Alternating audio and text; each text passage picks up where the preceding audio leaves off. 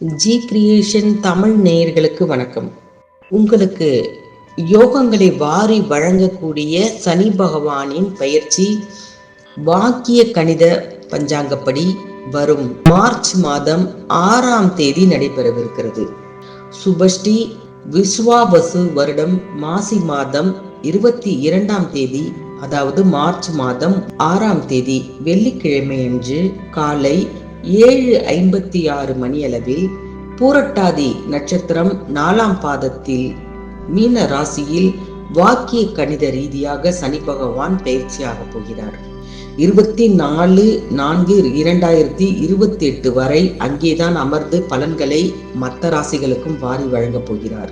தனுசு, கன்னி, ரிஷபம் இந்த 3 ராசிகளில் அவருடைய பார்வை பதிய போகிறது. இந்த சனி பயிற்சி சிம்ம ராசிக்கு அஷ்டமத்து சனியாகவும், கன்னி ராசிக்கு கண்டக சனியாகவும், தனுசு ராசிக்கு அர்த்தாஷ்டம சனியாகவும் வருகிறது.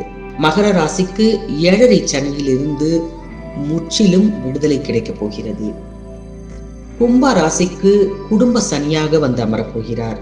மீன ராசிக்கு ஜென்ம சனியாக வந்து அமரப்போகிறார். மேஷ ராசிக்கு விரய சனியாக அமர்ந்து 7.5 சனி ஆரம்பிக்க போகிறது.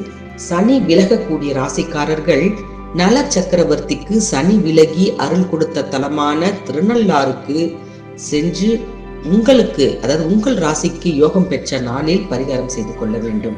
அது பரிகாரம் அல்ல, உங்களுக்கு சனி விலகியதால் நல்ல சகல சௌபாக்கியங்களும் கிடைக்க, மேலும் அது கிடைக்க செய்வதற்காக தான் இந்த வழிபாடு.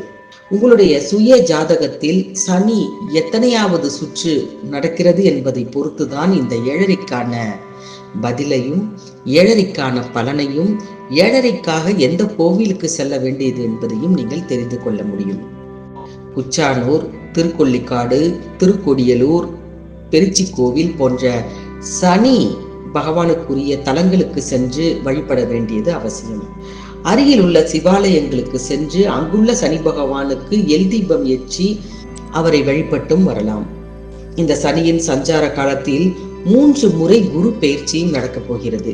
அதே போல் ராகு கேது பயிற்சியும் இருக்க போகிறது.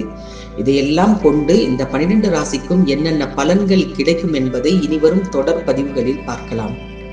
சனியின் ஆதிக்கத்தில் விடுபட்டு சாதனை நிகழ்த்த போகும் ராசிகள் எவை எவை, என்னென்ன மாதிரியான யோகமான பலன்கள் எல்லாம் நடக்கும் என்பதை பார்க்கலாம். மீனத்தில் சனி சஞ்சரிப்பதால் நாட்டில், அதாவது இது புது பலன், மழை அதிகரிக்குமாம்.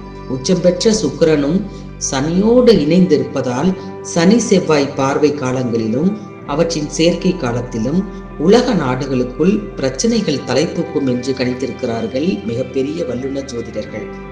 அரசியலை பொறுத்தவரை சதுரங்கத்தில் வரப்போகிறது தேர்தல் களம். எல்லா விதத்திலும் சவாலான போட்டியாளர்களும் களத்தில் இறங்க காத்திருக்கிறார்கள். இதனால் மக்கள் விரும்பியபடி நல்ல ஆட்சி அமையும் என்றும் இந்த காலத்தில் எதிர்பார்க்கலாம்.